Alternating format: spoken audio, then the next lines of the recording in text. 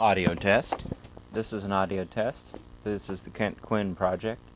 The Kent Quinn project. Audio test. Audio test. Hey, that lady called me. Oh, Yes. Oh, Okay, I've got to just identify this. This is the Kent Quinn project. It's June 10th, 2010. We're here at Kent and Betsy Quinn. We're reminiscing about what we're calling the Europe tour. One of many from both of you, but first for me, who I'm one of your students, former students. Anyway, so you took 20 kids on a Europe tour. What were you thinking? well, we'd always wanted to go to Europe. We wanted to go to Europe. We were going to drop out of school. We got married and go to Europe. But they said, stay in college and finish. And then we were going to go. They said, no, you got your recommendations for graduate school. You got to go to graduate school. So we went to graduate school. Then we joined the Army and went to Europe. I didn't join the Army. Yeah, but I joined the Army for Europe. For Europe, for an extra year. Because my mother had taken me to Europe when I was 12 in 1948. But the point that I remember the most was somewhere around Thanksgiving. I think it was Thanksgiving Day or something, right around there. That weekend, maybe. Yeah. That weekend. The lady in charge of recruiting teachers from AIFS called the house here and said, you know, I would really like you to sign up and go. I said, we can't. We have two children. I have a child 11 and one 14. There's no way. You know, what am I going to do with our children? I'm sorry, we can't go. And I hung up. And Betsy heard it, and she said, call the lady back. We'll figure out something to do with the kids. So how did she find you? They were recruiting around and asking or something, and maybe I'd sent in a thing that I was interested in someday doing that. You know, they mail you out these things when you're a teacher, and I probably sent one of the mail things back in, so she had my telephone number. And she was over in Westlake, and then later on, I remember she called. We were both dirty, really dirty, working out here in the garden. She said, there are 7 kids, and their parents meeting with me in 1 hour, and their teacher has decided to not go and get married instead. And their parents are a little bit leery, and they want to meet you, and can you be here in 1 hour?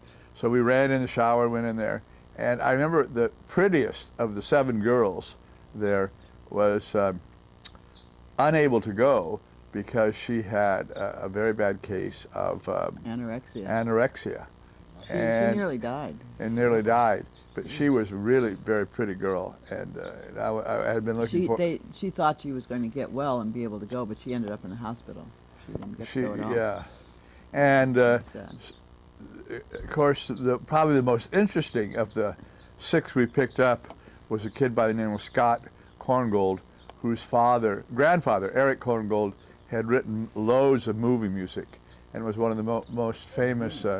And he was only 14. He was from Encino, and he'd read every book I'd read, knew all the politics, knew everything. Was unbelievable, from a really cultured Jewish family. But remember that night in Naples? Was it in? Oh yeah, the night in Naples. I'll never. Yeah, we had gone to we'd gone to a crummy 1-hour tourist shop where I'd had a big fight with the Italian guide on the bus, and I said, Skip, it's just a fake. They're going to try to sell us stuff at this, what is it, the jewelry. Oh, the pearl shop or the pearl leather shop yeah. or whatever the heck. And and it was hotter than Hades. I said, let's get on to Pompeii so we can get out to Capri and really cool off. And so I had fought with him. And anyway, we went to Capri. We had a wonderful time in Capri. We came back to this restaurant up in Naples, and they said, well, I'm sorry, we're not going to be able to serve you for 2 hours. We're sitting around the table, and Scott was at a table with a lot of the adult counselors, and he reached up and opened up a bottle of wine and started pouring and said, well, we might as well get to know each other then. And this is a 14-year-old? Yeah. 14-year-old kid, So unbelievably mature. But he was also terrified about going into Germany because of being Jewish. Right. And when we went from Austria into Germany into Munich, he was really scared. And when we ended up with that older English counselor, we ended up at that lowbrow house, and they were all singing the Nazi songs. And he said, "We got to get out of here. They don't like Americans." And Scott was very happy to get out of there. But remember what he said when we got to Dachau. Oh yeah, the famous story. We were in the bus, and Betsy and I decided to go to Garmisch for the day, and Regal Beauty took our students for the whole day, and they talked about you have to pay extra to go to the swimming pool, Olympic swimming pool, and to go to Dachau. And they said it was an English woman, I think, that wonderful English woman, the art lady from Venice, who said, "Now, are there any questions?" And Scott raised his hand and said, "Yes, do I have to pay extra when all my relatives got to go to Dachau for free?" And I'm really a laughing man. yes, it was. Oh no, you have to have a sense of humor. And another funny aspect of the whole thing was that the lady who recruited us said that the kids could drink wine and beer if we were with them and make sure that they didn't overdrink as they got back in at midnight and so forth. And we had to have a signed statement from But you had to have a signed yeah. statement from your parents. And we got one from all but 3 kids who were Mormon, whose parents didn't want them to drink, which was fine. But my favorite one was there was another Scot we picked up from Encino who was only 14. And his note said, "Scott has permission to drink when Mr. and Mrs. Quinn believe that it's culturally advantageous." Like wine in France or beer in Germany. And we also, I'll never forget, we ran into Scott in the Paris metro, in the Paris subway, and he had his map out. And I said, "Can your friendly counselor help you?" He said, "No, I'm figuring this out by myself." And went on to find his own subway train, which he was really very mature. Those kids were, those 6 we picked up were fairly wealthy from, and cultured from Encino. What else do you remember? Oh, I remember otherwise getting started. We had a meeting in our house of everybody, and I warned the girls about how bad it would be in Italy, and the people would be trying to pinch their bottoms and grab them and all this sort of stuff. And our very first day in Rome, the very first afternoon, we went to the Spanish Steps, and I remember the boys came up. I don't know if Brent was one of them. They said, "Come on, Mr. Quinn, you got to go to Gucci's. You got to go to Gucci's." And I said, I don't like stores. I don't like sales. I said, No, it's the Italian sales girls. You've got to see the Italian girls in there. And then that night we got back to this wonderful place we were staying in Rome, and the girls all came up with horror stories about being pinched and grabbed and so forth all over their body. And I said, "Well, I told you back at the house." And they said, "Oh, but we didn't believe you, Mr. Quinn, but we didn't believe you." And then, of course, there was a problem that Chuck Rudd and Bruce Greif were still out. They didn't make it back by midnight, and they were off with 2 Puerto Rican girls. And I talked to somebody who said, "Yeah, they're having so much fun, they're never going to come back." And I said, "Well, where are they?" And they said, "Well, we don't know. They're just down in Rome somewhere." And so we waited till about 12:40, till 21. Oh, well, the principal and The several principal other counselors and the counselors we too, from the- all on the front steps. Well, we're all on the front steps waiting, for them to show up. And pretty soon at 21, zooms up a taxi, and with the 2 Puerto Rican girls and Chuck Rudd and Bruce Greif. And Chuck and Bruce come running up and they say, "Don't blame the girls. Don't blame the girls. It was all our fault. We'll take the responsibility. We'll take the responsibility." And so Mr. Regal Beauty said, "We'll see you in the morning, here." And I don't know if it was that time or later on. Maybe later on. It was after that Regal Beauty did a great job. He grabbed Chuck Rudd, and it was the 3rd time Chuck had gotten in trouble, and he said, "We're going to make a collect call to your parents back in Ojai." And he told me, he said, "Now don't talk to the mother, talk to the father." The father was the sheriff. And so he picked up the phone. He said, "Your son has been out after hours. He's had liquor in his room. I think he's had girls in his room. And the next time he's caught, he's going to be sent home at your expense." At Spence. At your expense, rather. Not experience. At your expense. And then I said something on the phone to sort of echo that, and I said, now you may talk to your son. And there were practically tears coming down Chuck's eyes when we put him on the phone to his father.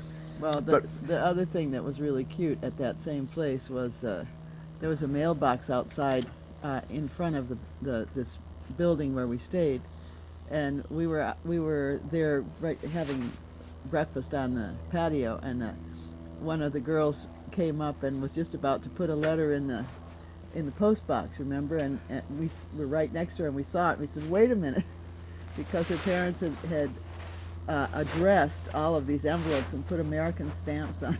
5 of them. 5 of them had Just gonna drop it in the self-addressed mail. stamped envelopes with American stamps. You know, and we literally had one girl, the Japanese girl, come out and think it was the wrong day and think we were leaving Oh, for yeah, some she was other out place. with her suitcases. She had all her suitcases. You know, if it was Tuesday, it must be Rome. No, we're not going, leaving today. Instead, we're going to Naples and going to Pompeii and the island of Capri. When we went to Capri, it was hotter than Hades, and I had a headache. And I really wanted to go in the Blue Grotto. I'd always wanted to go in the Blue Grotto. But you decided to stay and just have I was just going to relax on the beach. they offered you a free drink if you didn't go to the Blue Grotto.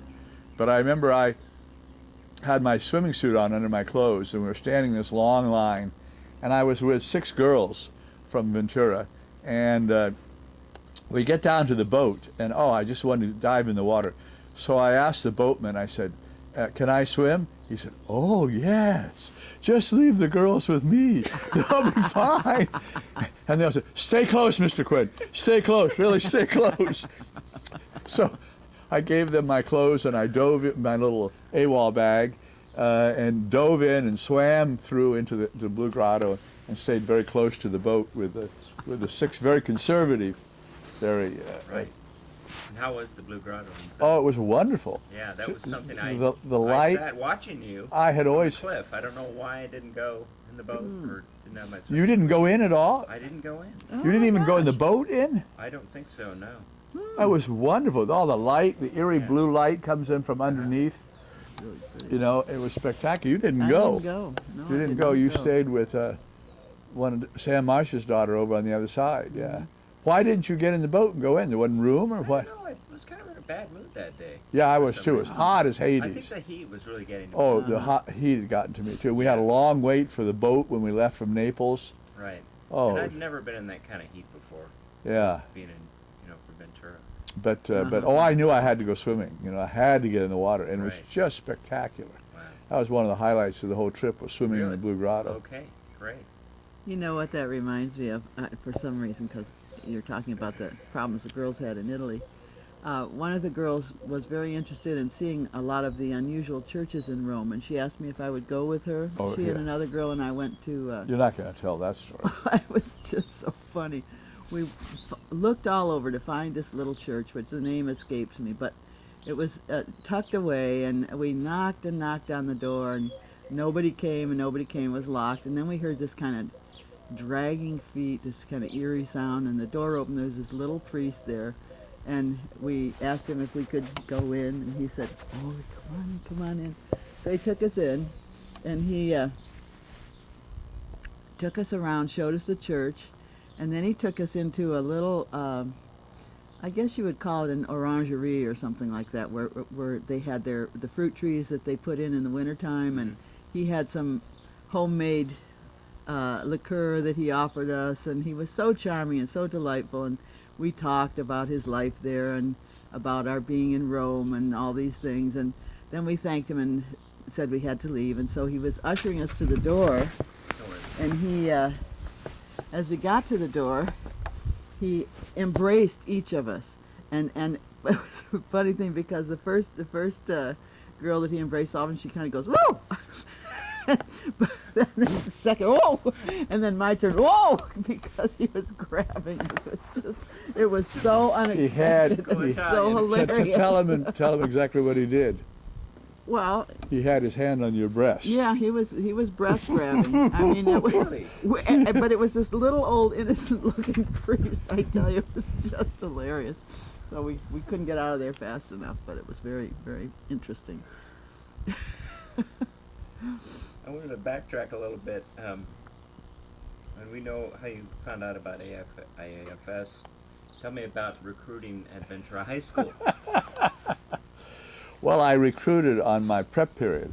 I went around to prep period is the 1 hour you don't have to teach, and you're supposed to prepare for your lessons for other classes. And I asked different teachers if I could come around and talk to their classes, and I did that. And I went to Mr. Alton Williams's English class, and in it was Brent Clark. Who shall remain named. Yeah. And Film here. who was very interested and asked a lot of questions about it. And then finally I said, are there any more questions? And Brent raised his hand and said, are you going to teach us more than you did in humanities? I had a humanities class of what was it, ancient Greece, Renaissance Florence, and contemporary New York City. And I was a little over my head because we had philosophy and music appreciation and art and architecture. And we also made stained glass windows. And there were also a lot of students in there who'd been dumped in the class who had no interest in it, and which made it more difficult to teach. But that was interesting. And then it sort of, we picked up one girl, or I talked to one girl, and she was in church with 5 other girls, so she picked 6 at one time, came in. The 6 really kind of conservative Christian girls, including Sam Marsh's daughter. That was always a moment of truth, was when these girls who had studied French really wanted to find somebody they could speak French with. And they had tried and tried and tried, and they hadn't been able to. But we were in Venice, and we found out there was going to be a big fireworks display at midnight. So I asked the principal if we could stay out till 2 o'clock instead of midnight. He said, okay, so long as you keep all the students together. And I could no more keep them together. The next morning I told him I couldn't keep them together. He said, no, I knew you couldn't. I just said that to protect my own neck. But which was one of my favorite memories. yeah, Was but that night. Oh, that was a yeah, wonderful night. that's a wonderful night. Yeah. But anyway, Sam Marsh's night. daughter, Judy Marsh, came up with 2 other girls, really conservative Christian girls, and they had 3 French sailors in tow, with all their beautiful little uniform and their little hats, their cute little hats, Red ribbon. red ribbons coming down, and they said, "These guys want to buy us a drink. Will that be okay?" And I immediately thought of Mr. Marsh and my responsibilities to parents. So we said, okay, there's the bar, there's the clock, we'll stand right outside, you have 1 hour, we'll be right there. If there's any problems, you come and get us. And so we stood out for the entire hour, while they went in and had a chance to finally speak French with 3 French sailors who bought them a drink. I don't know, they bought them, Sprite or something, because the girls didn't drink. Oh, right. The Mormons didn't drink, but at least they had a chance. Right. You remember later that night there was a huge thunderstorm. Do you remember that? I think so. Rain. Enormous thunder, Yeah. lightning. Again, something we're not used to. Yeah, That's severe weather. it was, yeah. It's a good thing we started in Italy, because we ended up at we flew into some airport that wasn't the main airport, because and we got on these 4 buses, and the 4 buses. But I'll talk about our highlight of that, of flying or arriving. Oh. We flew over St. Peter's. Yeah. Oh right, yeah, We flew over and the- also, well, on the flight, we were late coming in from Washington. They saved the flight for an hour for us, and what was his name held the door open for me. Greg Norberg. Greg Norberg held the door open, Right. and there were 34 girls from Puerto Rico, and their counselors. I talked to their counselors. Said, "Oh, they'd love to meet your group," and so I went up and I told all the boys. And the next day I look back, there's 3 girls and 2 boys sitting in a seat for 3 people, and they're all having a big party in the back. And you couldn't. The aisle was crowded. You couldn't make it through the aisle to get up to the restrooms. It was just a big party on the flight all the way It's a party. from New York to Rome. It was unbelievable. And but getting back to the buses, we get on these buses and the drivers are crazy, and they start racing and they're driving way too fast. We're starting to go around a blind corner, and they're racing, and they're giving the arm to each other and throwing on the horn. And Judy, who was a young girl from England who really knew art and been an art student in Venice, she kept saying, just cling on, cling on, everybody. Just cling on. And everybody was looking really scared, like a bad movie. And I kept saying, welcome to Italy. Welcome to Italy. I remember Judy took us one time at night. She had studied in Venice for a year, and she knew the town forward and backward, and she just took us all over Venice to all these little places. We had no idea where we were, and we just wandered. Remember We that? walked It was because the wonderful. Vapretos were on strike. Oh, it was marvelous. So we had to walk everywhere. Oh, okay. We, was you know, and great.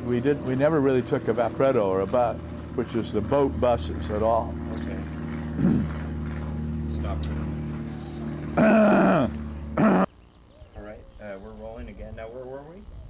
We were talking about. We were still in the Rome, bus. We were talking with the about buses crazy in bus Rome, ride. and we went into this beautiful sort of student residence or dormitory for Catholic students, with a tree-lined Oh, so road pretty. going into it, just so calm and cool, right up behind the Vatican, where we stayed, and Was it that close to the Vatican? it Oh, wasn't very far. It wasn't Really? far. It wasn't far. It was like 3/4 of a mile up But- on the hill behind the Vatican. This is a little bit out of the order, but remember the night that we were at the restaurant above Naples, we waited those 2 hours, and then when they they came with dinner, they brought everybody.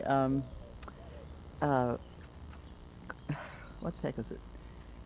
Remember the Squid? octopus? They Octopus. brought everybody octopus. Oh, that's- And Head. the kids all just about fainted dead away and backed away from their plates. And the waiter said, finally, well, this isn't going to work, because nobody would touch it except Kent and I were eating all that we could find. So they actually took away those plates and said, well, we'll bring spaghetti, which took at least another hour. Remember Oh, that? yeah. And then We- we had the guys singing for us, trying to. They're all serenading us. Oh, yes, trying Bring to. out the hat. for Yeah, Yeah. right. I know we didn't get back to Rome till 3 or 4 o'clock that morning. Right. It was late. Yeah. That was late night. And then, of course, then we went on to Florence, and in Florence, everybody went over to the And much cooler. Yes. much cooler. Much more And we had we saw some beautiful hill towns from the auto route from Florence to Rome that we've never gone back to. I wish we'd gone to. And but when we got to Florence, the girls kind of revolted, and they said, the boys have just dropped us and are not paying any attention to us at all, and they're going off with the Puerto Ricans and all these other girls, and you promised us that they would watch us in Italy and protect us in Italy. And so I had a big meeting. We had a meeting in the lobby, and the boys said, oh yes, they would. And so they took them over to the Space Electronic, but then that night, the disco, and then that night or the next morning, the girls said, they walked us over there and they didn't even dance one dance with us. They just dropped us. Now, which girls were these? The That was Ventura pretty girls. much all the Ventura girls. All of the Ventura girls. Okay. Who, Who were the Ventura boys, what? Who were conservative. They were Well- conservative. Yeah, the Ventura boys just dropped and wouldn't have anything to do with. But in all fairness, you know, I think the proportion of girls to boys was terrible on that. It was as they 2/3 usually girls. are. It was maybe 3/4 girls. 3/4 girls. So our Yeah. boys just had the pick of the 4 busloads full of students from all over. And they, And then we would switch buses. Oh yeah. Yeah, Oh were you really? Keep track of people. yeah. That Yeah, wasn't- Well, I right. wanna go on the Puerto Yeah, Ricans. Yes, yeah. that's Well, I right. don't know if the Puerto Ricans were on our bus. They might have been. They were on our bus, I They think. were. Then Yeah, right. they were on our bus. Yeah. That made it easier. Then there were those girls from San Fernando Valley in their T-shirt. I remember they were. Right. They were Yeah. a little pretty fast. Yeah. I remember. Not that I was. Right. Don't have to Bruce about that. Yeah, right. Oh, then of course there was the infamous night in Rome, when somewhere around 12:30, a Mr. Brent Clark came and knocked on our door, and said, "Bruce has a girl in the room, and he's kicked me out for the night, and I don't have any place to sleep, and I want you to go in and, without telling him I told you so, kick her out." And I went in, when I was in there, luckily it was not one of our girls, it was a girl from some other group. When I was in there, Brent came in and said, "Oh, Mr. Quinn caught you. Oh, that's really too bad." He put on this I thought Bruce was going to see through it, but he didn't. You know? And Brent faked it and pretended like that I had just figured it out all on my own to go and kick that girl out of the room. Our girls also met some Italian boys, and I had to get them off the phone and get the Italian boys from not coming around to see them at the dorm. Remember that in Rome? Life got complicated. Time to move on.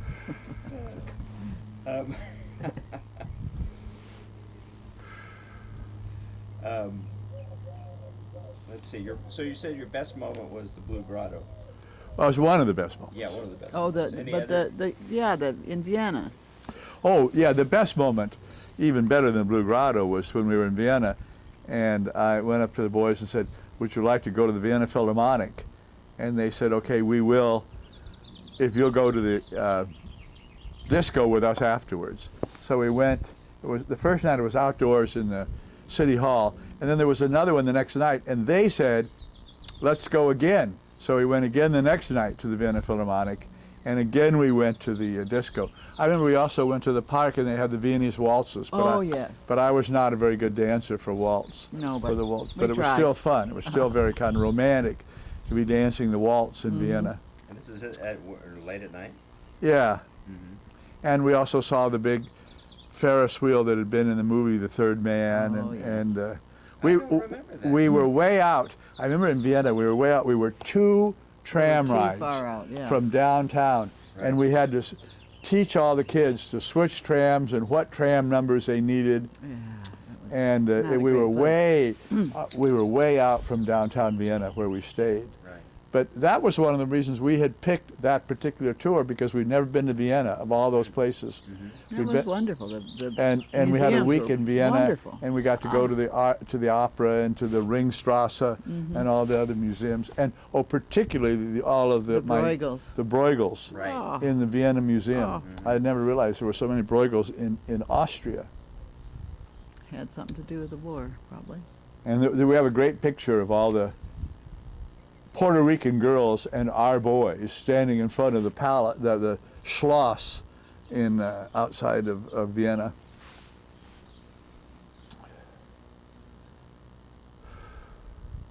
Any other recollections of Vienna? No, you must have something in mind. What did you have in mind?